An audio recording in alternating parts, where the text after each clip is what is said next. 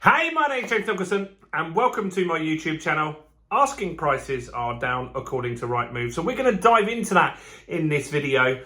While you're here, if you haven't done already, subscribe to the channel and hit the bell notification. We've got new content every single day on the property market and there's so much going on right now. You need to really stay up to date on that. And also give that like button a quick smash. Go on guys, smash that like button. We're getting 75,000 views a month now, which is crazy. And everyone that smashes that like button, that actually helps Google and YouTube understand that you like it and gets us some more views as well. So thank you for doing that. So let's talk house prices. I'm trying to find my pen. Here it is. So what is going on? House prices is a topic that's very popular at the moment on this channel and in lots of other places. And that's because we all really, as British people, hold so much stock in the value of our houses. It's a conversation topic at dinner parties and lots of other places. So what is going on? Well, Rightmove's data's come out and you guys will love this one because when I say they said it was going up, a lot of angry comments. This time they're saying it's going down, but not much. So they're saying new properties listed are down, as in the asking price is down 0.2%. So not much, right? It's a marginal drop, but it is still a drop. And that's interesting that we're starting to see that now. Now, what would normally happen in June, we're in July now, but in June this data is from, in June, what would normally happen is it's a fairly flat month. And so it's not here nor there. It's not really up. It's not really down. It's pretty much the same in my opinion. So it does show that there is a little bit of people willing to take some sort of deal. So that adds up to the average house price. The asking price is down about £905, which isn't too bad, but it is starting to go down. So what else is going on? Well, this is the interesting data. New buyers, registered new buyers who are looking to buy properties is up. And so buyers are 3% up. There's 3% more people on the market in that month, which is interesting. And sorry, clarify that. The buyers are up as opposed to 2019, which is when the market was more normal. So that's what we really want to base data on, 2019, because the last few years were a bit crazy. So buyers are up 3% on 2019. This is interesting. There is 12% less stock on the market.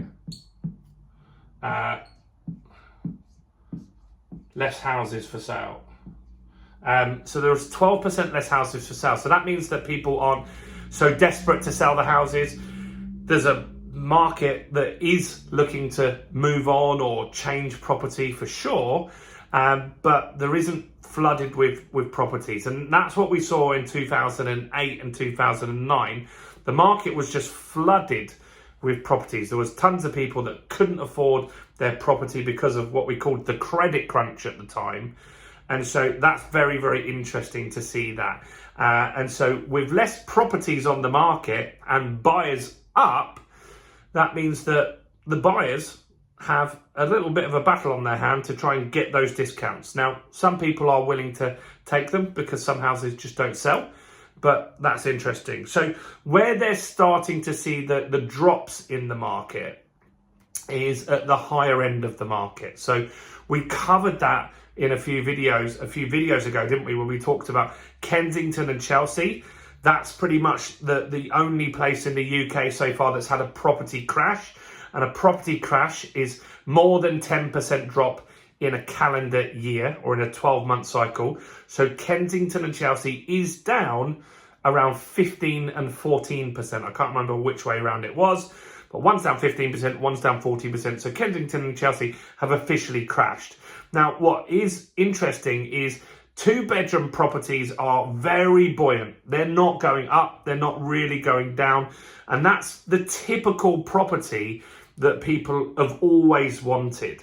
And so houses and three-bedroom houses are always pretty good. But two-bedroom properties, because there's not loads of them, there's tons of one-bedroom properties. In Dorking, for example, there are and there's too many one-bedroom on the market, in my opinion, and that's why some of them will start coming down for sure. But two-bedroom, there isn't loads in Dorking, there isn't loads in lots of areas, so they're going for asking price pretty quickly according to Rightmove. So that's interesting. What's also interesting is first-time buyers is really solid still. There isn't a drop-off in first-time buyers at the moment, and their thinking behind that is that the rents are going so high that people are just really pushing themselves in order to buy. They're not as put off by the interest rate rises as they would have been before. They're more worried about the rent where they stay going up 10%, 20% in some places. And that's making them get that move done that little bit quicker. So that's interesting to see what's going on in the market. So we are seeing asking prices coming down. Now, remember, I'll make this clear because there'll always be someone in the comments that says market's dropped already way more than that. This is an asking price, right? So of course, whatever the asking price is, some people are negotiating cheaper property deals than that, of course. But what it does show, again, which is what I've been saying repeatedly here, is people are not desperate at this point. Now that could change because a lot of the people selling at the moment, they might be on a fixed rate mortgage that they did 2 years ago. So they're not desperate. They can stick in that deal if they can. If they get a good price, they'll sell it. If they don't, they won't. But as more people come off of those fixed rate deals and then they suddenly get their mortgage payments going up 300 quid, 400 quid, I think they're saying the average could be £500 per month. When that happens, then you're going to see more desperate people. And so I've said the market is going to come down. I said it's going to be more protracted. It's going to take longer than you expect, but not this year. I think this year is pretty much going to start dropping. I think we're going to get 5 to 6% down by the end of the year. We're pretty much flat at the moment. And so over time, that will change because mortgage rates are going to go up again. We've had inflation data out, which was really bad. That wasn't great, was it? And that's going to indicate Bank of England are very likely to increase the interest rates again. That's going to hit a lot of people. And so really, really cheap properties will be coming on the market. There might not be hundreds of thousands of them. There might be lots of people that are in this camp here that we're saying that 12% less properties are being sold at the moment, are for sale, are listed, right? Because some people just won't sell because they've got a good interest rate. And if they sell, so let's just say for argument's sake, you own a property that's got a 2.5% interest rate and you're on a 5-year fixed. Now you might have a 3-bedroom house, you might want a 4-bedroom house, but the problem is that if you sell that property, you're going to have to get a new mortgage deal. That new mortgage deal could be at 6 or 7%.